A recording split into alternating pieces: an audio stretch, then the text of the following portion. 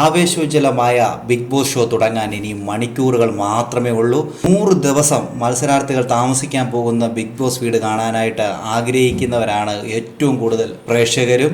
ഓരോ വർഷവും big boss വീടിൻ്റെ ഡിസൈനിൽ പുതുമകൾ കൊണ്ടുവരാൻ വേണ്ടി അണിയറ പ്രവർത്തകർ ശ്രമിക്കാറുണ്ട്. ഇത്തവണയും ധാരാളം പുതുമകളാണ് ബിഗ് ബോസ് ടീം ഒരുക്കിയിരിക്കുന്നത്. ഏകദേശം 10,000 സ്ക്വയർ ഫീറ്റ് വിസ്താരമുള്ളതാണ് ഈ പ്രാവശ്യത്തെ ബിഗ് ബോസ് ഹൗസ്. ഗ്ലാസും പാരമ്പര്യ തനിമയും ഒത്തുചേർന്ന ഡിസൈനാണ് വീടിനായി തെരഞ്ഞെടുത്തിരിക്കുന്നത്. സങ്കീർണമായ കരകൗശല വർക്കുകൾ വീടിന്റെ അകത്തളങ്ങളിൽ, നിറപ്പകിട്ടാർന്ന ഇന്റീരിയൽ, മനോഹരമായ പ്രിന്റുകൾ, പരമ്പരാഗത ടെക്സ്ചറുകൾ എന്നിവയെല്ലാം ഡിസൈനിൽ മനോഹരമായി സംയോജിപ്പിച്ചിട്ടുണ്ട്. ബിഗ് ബോസ് വീടിന്റെ ചരിത്രത്തിൽ ആദ്യമായി 4 ബെഡ്റൂമുള്ള വീട് എന്ന സവിശേഷതയും ഈ സീസണിലുണ്ട്. ഓരോ ബെഡ്റൂമിലും ഓരോ തരം തീമാണ് നൽകിയിരിക്കുന്നത്. Moroccan theme, Indian theme, contemporary design, Persian design എന്നിവയിൽ നിന്നുമെല്ലാം പ്രചോദനം ഉൾക്കൊണ്ടുകൊണ്ടാണ് തീം ഒരുക്കിയിരിക്കുന്നത്. ഗാർഡൻ ഏരിയയെക്കുറിച്ച് പറയുകയാണെങ്കിൽ സങ്കീർണമായ ലാൻഡ്സ്കേപ്പ് ഡിസൈനാണ് ഗാർഡൻ ഏരിയയിൽ ഒരു ഭിത്തിയിൽ കൊടുത്തിരിക്കുന്നത്. കഴിഞ്ഞ സീസണിൽ നിന്നും അധികം പേർക്ക് അവിടെ ഇരിക്കാനുള്ള ഒരു സൗകര്യം ഗാർഡൻ ഏരിയയിലും ഒരുക്കിയിരിക്കുന്നത്. അതുകൊണ്ട് തന്നെ അധികം ആളുകൾക്ക് ഇരിക്കാനും സംസാരിക്കുവാനുള്ള സൗകര്യമെല്ലാം ഗാർഡൻ ഏരിയയിലുണ്ട്. അതിൻ്റെ ഒരു സൈഡിലായിട്ട്, അതിൻ്റെ ഒരു കോർണറിലായിട്ട് നമുക്ക് ജയിലും കാണാനായിട്ട് സാധിക്കും. ലിവിങ് ഏരിയയെക്കുറിച്ച് പറയുകയാണെങ്കിൽ മനോഹരമായിട്ടാണ് അവിടെ ഡിസൈൻ ചെയ്തിരിക്കുന്നത്. ഒരു സൈഡിലായിട്ട് പ്ലാസ്മ, ഒരു സൈഡിൽ ഗ്രീൻ, ഗോൾഡ് അടങ്ങിയ കുറേ പോസ്റ്ററുകൾ അവിടെ ഒട്ടിച്ചിട്ടുണ്ട്.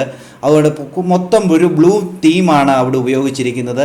യുണീക്കായിട്ടുള്ള ആർട്ട് വർക്കാണ് അവിടെ ഏറ്റവും കൂടുതലായിട്ട് നമുക്ക് ലിവിങ് ഏരിയയിൽ നമുക്ക് കാണാൻ സാധിക്കുന്നത്. അടുത്തായിട്ട് കിച്ചണെ കുറിച്ച് നോക്കുകയാണെങ്കിൽ കിച്ചണിൽ അതിമനോഹരമായിട്ടുള്ള ഡിസൈനാണ് അവിടെ കാണുന്നത്. അവിടുത്തെ ഫ്ലോറൊക്കെ ആണെങ്കിൽ ഒരു ചെസ് ബോർഡിൻ്റെ പാറ്റേണിലാണ് അവിടെ ഒരു കിച്ചണൊക്കെ സെറ്റ് ചെയ്തിരിക്കുന്നത്. കിച്ചൻ്റെ അകത്തെ ക്യാബിനൊക്കെ സെറ്റ് ചെയ്തിരിക്കുന്ന ഒരു വിൻറ്റേജ് സ്റ്റൈൽ ഡിസൈനിലാണ്. അത് നമുക്ക് കണ്ടാൽ അത് മനസ്സിലാകും. അടിപൊളി ഒരു ഡിസൈനാണ് അവിടെയും കൊടുത്തിരിക്കുന്നത്.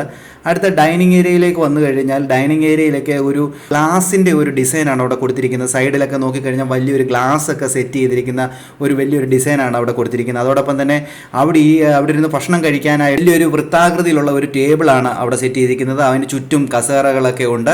അത് റൗണ്ട് ഷേപ്പിലൊക്കെ ഉള്ള ഒരു കസേരയൊക്കെയാണ് അവിടെ സെറ്റ് ചെയ്തിരിക്കുന്നത്. അതിൻ്റെ ചുറ്റിനും ഇരുന്നു കൊണ്ട് തന്നെ അവർക്ക് വാഗ്വാദങ്ങളൊക്കെ നടത്തിക്കൊണ്ട് അവിടെ ഇരുന്നു കൊണ്ട് ഒരു ഫൈറ്റൊക്കെ നടത്താനുള്ള ഒരു സെറ്റപ്പിലാണ് ഇത് സെറ്റ് ചെയ്ത് വെച്ചിരിക്കുന്നത്. അടുത്ത ബെഡ്റൂമിനെ കുറിച്ച് നമുക്ക് നോക്കിക്കഴിഞ്ഞാൽ ബെഡ്റൂം എന്ന് പറഞ്ഞു കഴിഞ്ഞാൽ അവർക്കും അറിയാവുന്നതുപോലെ ഈ പ്രാവശ്യം 4 ബെഡ്റൂമാണുള്ളത്. 4 ബെഡ്റൂമിൽ വ്യത്യസ്തമായ രീതിയിലുള്ള തീം, ഡിസൈനൊക്കെയാണ് കൊടുത്തിരിക്കുന്നത്. നല്ലൊരു വിഷ്വൽ ട്രീറ്റ് തരുന്ന രീതിയിലാണ് ഓരോ ബെഡ്റൂമും അവർ സെറ്റ് ചെയ്തിരിക്കുന്നത് ഈ പ്രാവശ്യം. അടുത്തത് കാണാൻ പോകുന്നത് നമ്മൾ കൺഫെഷൻ റൂം. കൺഫെഷൻ റൂം എന്ന് പറഞ്ഞാൽ കഴിഞ്ഞ പ്രാവശ്യത്തെ കൺഫെഷൻ റൂം എന്ന് പറഞ്ഞാൽ വാള്, കത്തി, കടാര, അതോടൊപ്പം തന്നെ ബോംബ്, അങ്ങനെ ഒരു വ്യത്യസ്തമായ രീതിയിലായിരുന്നു കഴിഞ്ഞ പ്രാവശ്യത്തെ കൺഫെഷൻ റൂം. നല്ല പേടിപ്പെടുത്തുന്ന രീതിയിലായിരുന്നു. എന്നാൽ ഈ പ്രാവശ്യം വളരെ വ്യത്യസ്തമായ രീതിയിലാണ് കൺഫെഷൻ റൂം നിർമ്മിച്ചിരിക്കുന്നത്.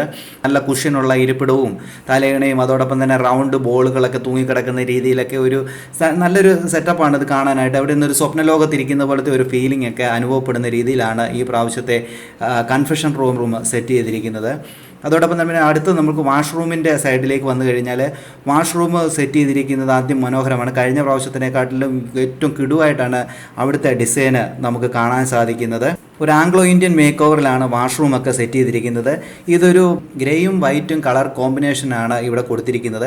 എന്തുകൊണ്ടും അത് മനോഹരമായിട്ട് നമുക്കത് കാണാൻ സാധിക്കും. ലൈറ്റൊക്കെ ഇട്ട് കഴിയുമ്പോഴത്തേന് അതിമനോഹരമായിട്ട് തന്നെ നമുക്കത് കാണാൻ സാധിക്കും. ക്യാമറയിലൂടെയൊക്കെ നല്ല ലുക്കായിരിക്കും അത് കാണാനായിട്ട്.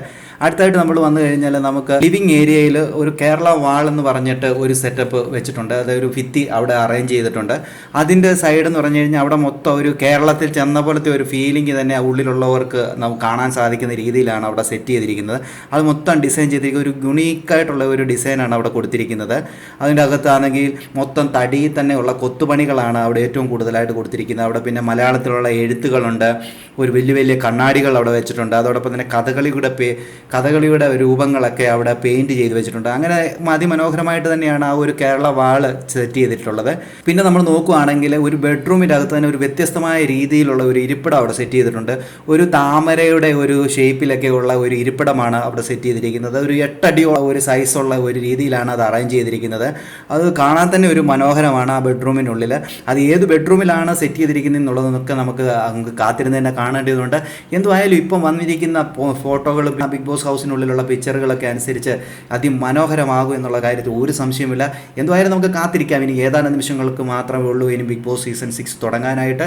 നമുക്ക് കാത്തിരിക്കാം. കൂടുതൽ ബിഗ് ബോസിൻ്റെ ലൈവ് അപ്ഡേഷൻ ഈ ചാനലിലൂടെ ഉണ്ടാവും.